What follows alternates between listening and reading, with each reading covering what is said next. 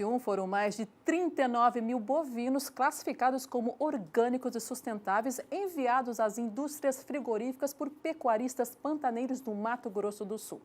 A quantidade, gente, é 3 vezes maior que o obtido no ano anterior. Os dados são da Associação Pantaneira de Pecuária Orgânica e Sustentável.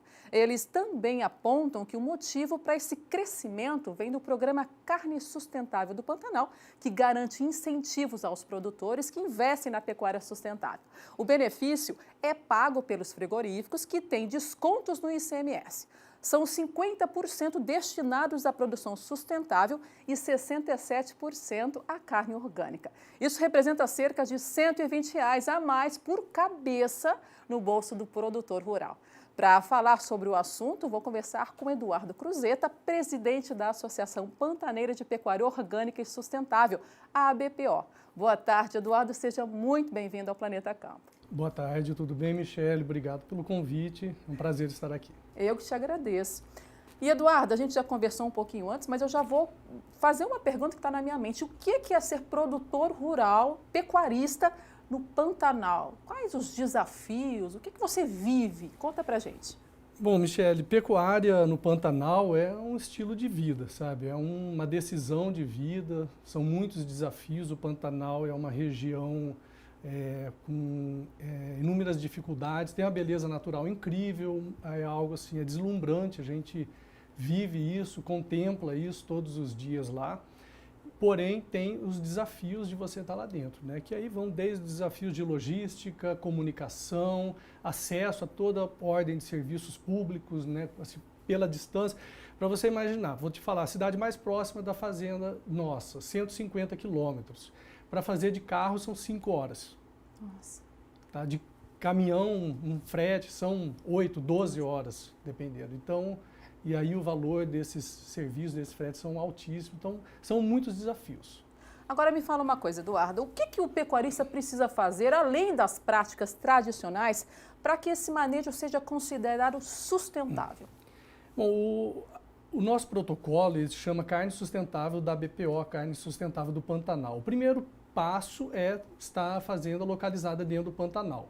Ela estando dentro do Pantanal e usando as práticas pantaneiras tradicionais, que a gente ajustou e adaptou dentro desse protocolo, aliado com as modernas também, claro, né, com as práticas modernas de sustentabilidade, de precocidade, uso de tecnologia.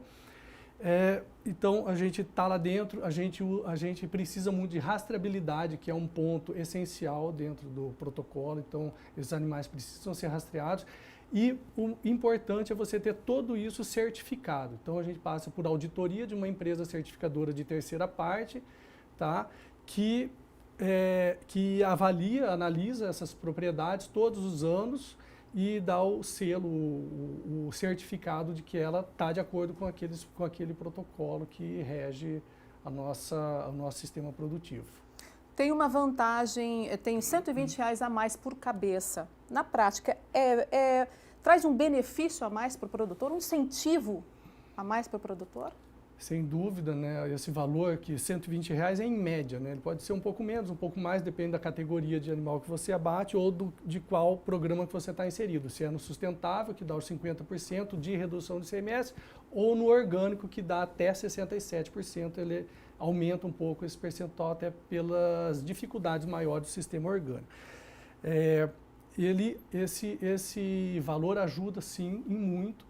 Ele, principalmente, na nossa avaliação, ele é um incentivo, o nome é esse. Então, ele é como se fosse uma plataforma, um ponto de apoio para o produtor avançar nessas práticas sustentáveis, para o produtor avançar na questão de aderir a um processo de certificação, no caso do nosso protocolo ou do orgânico, aderir à rastreabilidade, que tem custo para a fazenda, né? Muitas vezes os produtores deixam de usar a rastreabilidade nos animais por conta do custo e por não receberem um valor extra, um valor a mais por esse produto.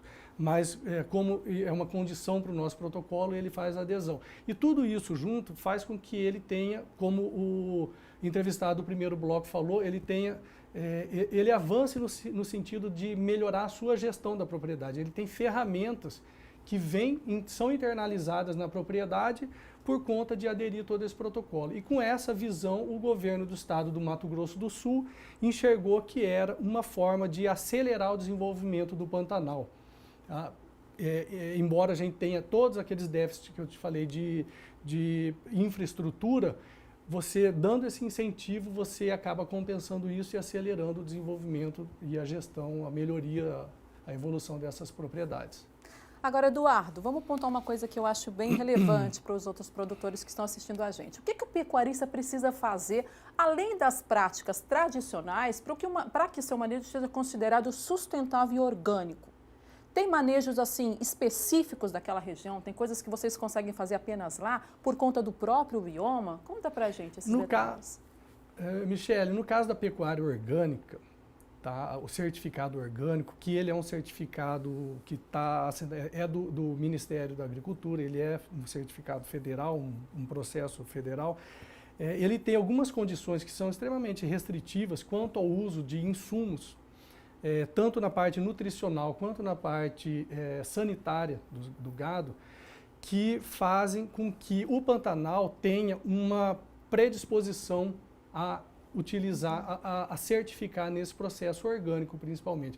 Tanto que nós temos uma produção de carne orgânica que é um sucesso, sabe? Ela está aí já com... a BPO tem cerca de 20 anos de existência e a produção orgânica, ela vem... ela teve altos e baixos, mas ela se manteve nesse período todo. Então, por exemplo, vamos lá, o uso de ureia não é permitido na nutrição dos animais orgânicos.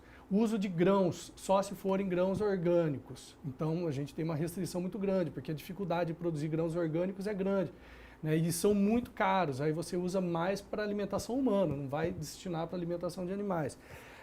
No caso sanitário, a gente tem grandes restrições quanto ao uso de protocolos de vermifugação, de controle de parasitas externos também, mosca, etc. Uso de antibiótico na ração, né, das molenzinas, as moléculas que ajudam a acelerar a digestibilidade do capim. A gente também tem restrição no protocolo orgânico. Então, tudo isso, como o Pantanal ele já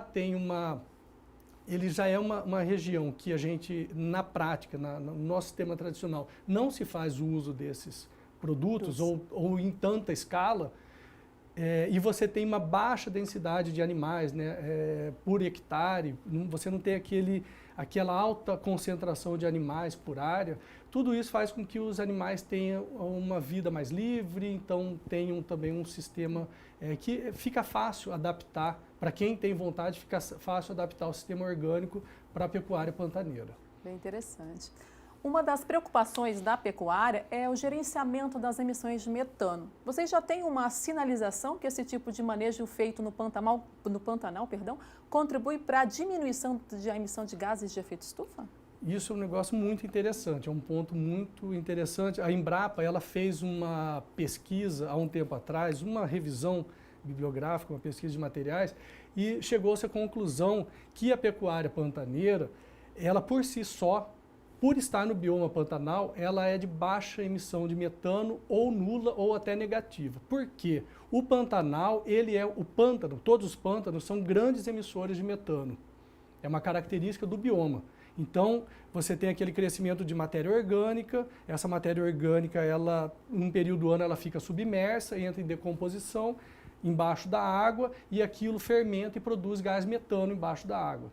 E aí esse gás metano vai para a atmosfera, naturalmente, sem intervenção humana nenhuma. Quando você entra com o bovino no Pantanal, o bovino come, ele se nutre dessa matéria orgânica, desse capim, diminui a quantidade desse capim, dessa matéria orgânica disponível, então você diminui as emissões naturais de metano. O gado continua emitindo normalmente, mas você diminui a emissão do pântano.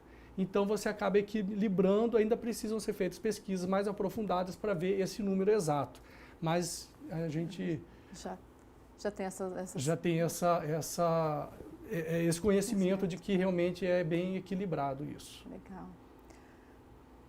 Como é que o programa está colaborando para a conservação do Pantanal, do bioma? Bom, o programa, a gente tem uma legislação estadual, o decreto nosso estadual, que já é bastante restritivo com relação a, por exemplo, intervenções no sentido de você fazer substituição da vegetação nativa. E o Pantanal é uma das regiões de maior preservação do planeta. Ele tem cerca de 87% da vegetação do bioma uma vegetação preservada nativa. O programa ele ajuda no sentido de você trazer, então, uma melhoria de gestão para essas propriedades, trazer melhor produtividade, aumento na questão do faturamento também, né, possibilidade, que é a grande meta nossa, como eu te coloquei antes, é uma plataforma. A gente considera o incentivo uma plataforma para a gente entrar nesse universo. A partir daí, nós vamos buscar por melhores mercados, reconhecimento do público, esse selo, acompanhar a nossa carne até a gôndola, e quando o consumidor final entender que aquele produto está conservando o Pantanal, ele como participante da cadeia produtiva, né, ele lá na ponta, o último elo, o consumidor, e nós produtores, o primeiro elo, que está ao longo de toda essa cadeia, e esse consumidor poder fazer essa identificação, ele vai ter condições de remunerar melhor aquele produtor que está fazendo a conservação do bioma. A gente tem algumas iniciativas da associação no sentido de trazer para dentro da associação métodos aí de a gente aumentar ainda mais a conservação da biodiversidade, através de pagamentos de serviços ambientais, como a CPR é um modelo, mas a gente está muito em busca do crédito de carbono por desmatamento evitado. Então, pela área evitada de desmatamento, você gera um crédito, uma cédula, alguma coisa assim, que vai ser colocada no mercado e as empresas, as pessoas vão ter a oportunidade de adquirir isso. Michele, o importante é a gente, ao máximo que puder, ir comunicando com o consumidor urbano, né, com o cidadão urbano, e ele fazer esse vínculo, essa relação e começar a compreender como é o conceito de agrocidadania, né, que a gente já vem vendo, já vem olhando aí. Eduardo, eu te agradeço a participação. Obrigado por compartilhar com a gente um pouquinho da sua realidade, comigo e com os outros produtores rurais que estão nos assistindo agora. Muito obrigada. Obrigado, Michele. Um bom dia a todos. Buscar maneiras de diminuir a emissão de metano é um interesse mundial. Com esse foco, uma equipe internacional de cientistas da Universidade de Aberdeen, na Escócia, descobriram que explorando a reprodução seletiva é possível sim selecionar gado que emitem menos metano. A pesquisa está estudando ainda a eficiência da criação de animais ruminantes ao mesmo tempo e que reduz a pegada ambiental, já que a emissão de metano também faz o animal gastar mais energia. O objetivo é aliar produtividade do rebanho com a sustentabilidade para o planeta.